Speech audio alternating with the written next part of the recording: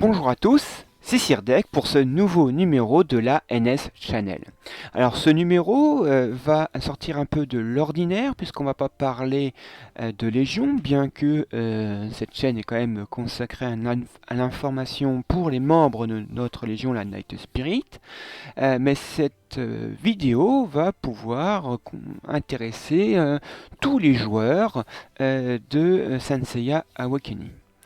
Alors, comme vous voyez le titre, la méta d'un free-to-play. Alors, on va d'abord parler de qu'est-ce que la méta. Eh bien, la méta, c'est tout simplement les joueurs et les équipes qu'elles forment qui sont le plus jouées puisque elles apportent le plus de victoires. Alors là, je suis sur le site, l'excellent site qui s'appelle ssa-teambuilder.com, qui est fait notamment par un très bon joueur du Jamir Vagabond. Là, nous avons donc la tier list, c'est-à-dire tous les personnages répartis suivant leur puissance ou leur utilisation, leur impact dans les games. Et donc, eh bien, on peut voir ainsi ce qu'elle est la méta, quels sont les personnages et un peu les équipes qu'elles forment qui sont le plus utilisés. Et bien là, par exemple, on voit que la méta, c'est ces personnages-là principalement, hein, Artemis, Thanatos, Milo GC, Shiryu, Mew ou Rune. Euh, Plus particulièrement, c'est ces quatre-là, souvent, qui forment les équipes du duel galactique en PvP, donc actuellement. Alors, bien souvent, la méta, ce sont les derniers joueurs. Ce sont les derniers joueurs, donc tout joueur qui joue au PvP, c'est un peu la course à la méta, la course aux nouveaux joueurs, et bien souvent quand on est free to play, ça pose un problème car nous n'avons pas suffisamment les ressources pour pouvoir avoir un nouveau personnage et pouvoir le monter aussi. Donc il faut des gemmes et des tomes bleus. Alors en plus, quand des personnages méta se suivent, comme c'était le cas avec Artemis et Milo, on a d'abord eu Milo, puis juste après Artemis. Là, pour un free-to-play, c'est catastrophique. On peut en effet économiser, par exemple, comme je le fais, si on a un peu d'ancienneté dans le jeu, on fait ce qu'on appelle la pompe, c'est-à-dire que on garde au moins 580 gemmes avancées pour pouvoir à chaque fois faire tous les paliers du Lucky 4. Alors, on peut avoir un joueur méta comme Artemis. On peut la monter, la skiller le mieux possible en économisant les tomes bleus depuis plusieurs semaines, même plusieurs mois, mais en aucun cas on peut se permettre de faire deux joueurs méta à la suite. Donc souvent un free-to-play, la méta elle a beaucoup de mal. Et ça c'est frustrant, d'autant plus que petit à petit, eh bien, on a des joueurs qu'on avait avant, qu'on a monté petit à petit, qui ne sont plus méta. Alors pourquoi cette vidéo, puisqu'on est en train de dire free-to-play ne peut pas suivre la méta, eh bien j'ai eu une petite réflexion avec, on va dire, un peu deux étincelles. La première étincelle, c'est lors d'une émission de l'excellent youtubeur Pix, où j'écoutais les joueurs de Jamir qui étaient tristes, voire mécontents de voir que tout le monde jouait en DG, en Duel Galactique, toujours la même équipe méta, qui n'avait pas de diversité, que c'était un peu ennuyeux. Et le très très bon joueur Papa 3 disait mais faites-vous chacun votre méta.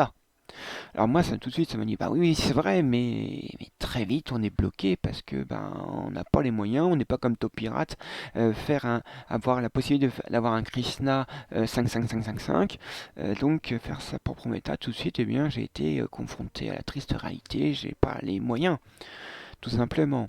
Et puis la deuxième étincelle, c'est au moment d'Artemis.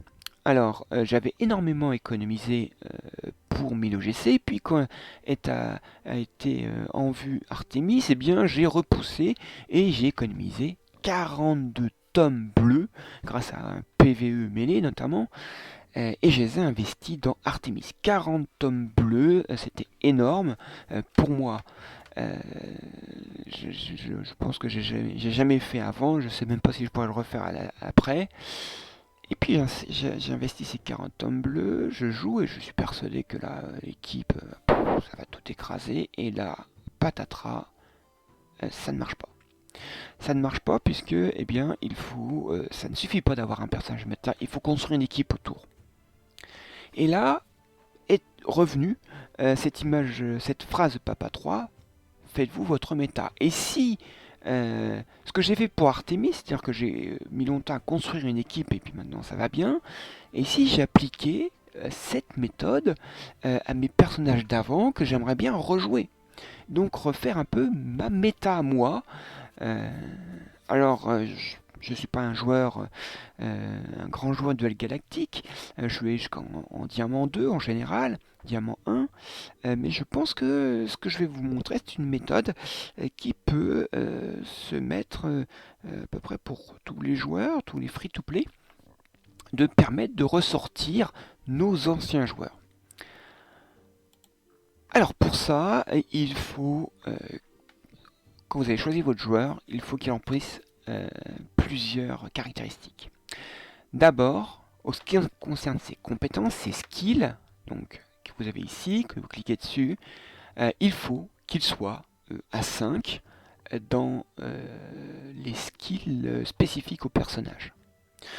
Tout de suite, ça va me dire, bah, tout de suite, skill à 5, bah oui, mais comme c'est des anciens personnages, eh bien, on a eu des doublons. Hein, ou alors aussi souvent c'est des personnages qui sont dans la boutique des champs d'honneur, donc on a eu des parchemins. Donc bah, ces personnages anciens, souvent on a eu la possibilité de les monter, notamment dans leurs skills prioritaires. Donc il faut que les skills prioritaires soient minimum 4, voire surtout 5. Ensuite, autre priorité, le 8e sens. Le 8e sens, il doit être au max. 6, 6, 6. C'est indispensable. Autre importance, les liens. On les oublie, les liens. Il faut faire très attention aux liens. Par exemple, pour Athéna, eh bien, on voit que par exemple, pour l'attaque C, là j'ai plus 4%. Si je passe Saori à 5 étoiles, j'aurai 5%. Là, par exemple, pour les PV, comme j'ai Sion et Doko à 6 étoiles, j'ai 5% de plus. Donc il faut faire au maximum tous les liens, il faut monter les personnages pour avoir le plus de pourcentage de PV ou d'attaque. Il faut faire vraiment très attention à ces liens, ça rapporte quand même vraiment beaucoup au final. Ensuite, autre importance, particularité, c'est mettre évidemment les nouveaux cosmos. Ce sont des personnages souvent anciens, donc on a skillé avec les cosmos de l'époque, mais depuis il y a eu des nouveaux cosmos. Donc il faut eh bien, mettre ces meilleurs nouveaux cosmos sur le personnage. Hein. Donc si c'est un cosmique, eh bien mettre des champs du dragon. Si c'est un personnage qui a besoin de critique, mettre un Memphis. Si c'est un personnage, un DPS physique, mettre des branches. Pour les jaunes, mettre des emprunts spirituels ou des croix. Et pour les bleus, bah, suivant le personnage, pour les cosmiques, on peut mettre des néants ou des aigles écarlates, des gardenias, ou pour les physiques, eh bien, suivant le type de personnage, mettre des perles de Naga, ou des aigles écarlates, ou des gardenias aussi. Donc il faut mettre ces meilleurs nouveaux cosmos sur le personnage qu'on veut faire rentrer dans notre méta. Ensuite, si il a un RC, il faut que le RC soit fait. Pourquoi? Parce que déjà le RC apporte un nouveau pouvoir souvent non négligeable, mais aussi chaque élément apporte des PV, de l'attaque, de la chance statut en plus. Donc il faut, s'il n'est pas fini, bah, il faut quand même pas mal de pièces quand même de déjà faites. Ensuite, dans la maison des chevaliers, il faut eh bien, faire en sorte que les personnages ont au moins 4 étoiles, voire 5 ou 6, hein, mais au moins 4 étoiles, pour permettre d'augmenter les stats ici. Donc vous voyez qu'ils sont quand même pas négligeables, pas négligeable, pardon, pour ce maison des chevaliers. Moi, j'ai quand même pour l'attaque P 850 plus 544. Hein. On est à plus, pas loin de 1400 attaque P en plus pour le personnage. Donc très important d'essayer de monter au maximum les personnages de la maison du chevalier qu'on veut faire rentrer dans notre méta. Autre chose importante, si vous avez au moins le niveau 55, donc vous avez accès à ce qu'on appelle le Star Wheel, ou la volonté des étoiles en français, ben, il faut l'avoir débloqué. L'avoir débloqué et essayer de débloquer le pouvoir particulier lié à cette sorte de maison, hein, que vous avez par exemple ici pour les personnages physiques, hein, qui donne un bonus de défense. Mais par exemple pour les physiques, c'est de l'attaque P en plus. Donc il faut, si vous avez Star Wheel, débloquer le personnage et essayer d'avancer dans cette volonté. Ensuite, on oublie les skins. Les skins apportent des caractéristiques supplémentaires. Hein. Par exemple, là j'ai pris Seiya, mais c'est pas Seiya qu'on veut forcément monter. Mais 2% d'attaque P, c'est pas rien. 2% de PV, 3% de PV. Et là, si on continue, 3% encore d'attaque P. Donc, si on a un skin, notre personnage, eh bien, il faut l'équiper et essayer de le monter au maximum.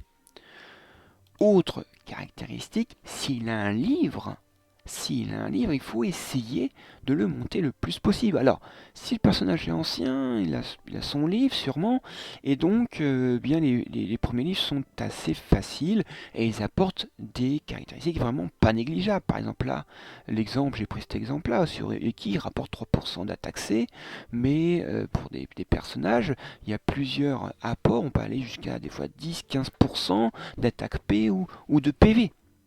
C'est très important d'essayer de finir le livre. Alors, les derniers sont vraiment beaucoup plus durs.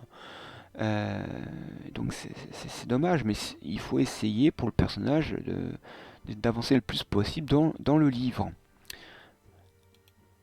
Ensuite, quand votre personnage a été mis à jour, si on peut dire, comment l'introduire dans la méta? Eh bien, il faut former évidemment une équipe autour de lui. Mais là, de l'expérience que j'ai pris par rapport à Artemis, eh bien, je fais maintenant en 3 temps. Je commence déjà par tester cette équipe que j'ai construite autour de mon personnage dans l'arène d'entraînement.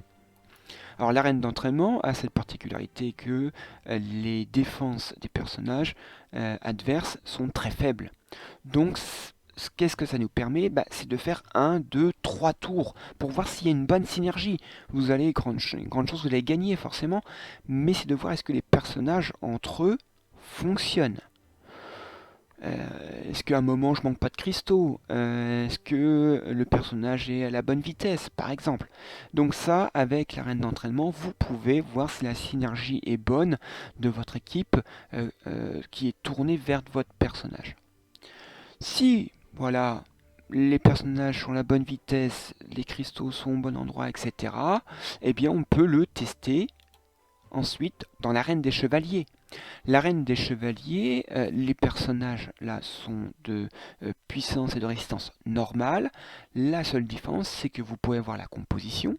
Donc, de toute façon, une équipe ne fonctionne jamais avec toutes les équipes adverses. Hein. Donc, vous pouvez choisir votre équipe pour voir comment elle va fonctionner, cette équipe.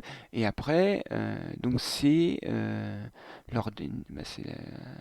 l'IA qui gère. Donc, on a plus de chances de profiter de ses erreurs, mais ça permet quand même de se frotter votre équipe à des équipes puissantes de DG. Donc de voir si elle tient coup, si elle est assez tanky. Et enfin, si elle passe ce test, eh bien, vous pouvez passer après au duel galactique. Et de voir, là c'est là où vous allez voir, est-ce que votre personnage est arrivé dans votre méta. Donc voilà un peu auquel je voulais, qu'est-ce que je voulais vous partager, hein. C'est cette méthode que j'ai appliquée parce que je voulais d'abord faire une première vidéo sur le personnage que j'avais réussi à remettre entre guillemets dans la méta. Et je me suis dit non, non, je vais commencer par expliquer ma méthode. Alors, je serais très très intéressé de votre avis, hein, sur cette vidéo, sur cette méthode. Est-ce que vous la trouvez intéressante, que vous allez dire, bah tiens, je vais essayer de l'appliquer. Personnellement, je me suis énormément amusé, je pense que c'est ça le principe de ce jeu, énormément amusé à faire cela, à essayer de réintégrer mes anciens personnages, à réintégrer dans une équipe pour qu'elle puisse survivre donc en DG. Euh, c'est vraiment extrêmement amusant de rejouer ces personnages un peu favoris. Euh, donc voilà. J'espère que cette vidéo vous a plu. Franchement, si vous pouvez mettre des commentaires sur ce que vous pensez, hein, de cette vidéo, de cette méthode, si vous la trouvez intéressante, bien mettez un pouce bleu, mais vraiment mettez un commentaire. Et la prochaine vidéo, eh bien, je vous montrerai le premier personnage que j'ai réussi à mon niveau à réintégrer dans ma méta. Donc voilà, je vous souhaite à tous un bon jeu, amusez-vous bien et à la prochaine. Allez, salut!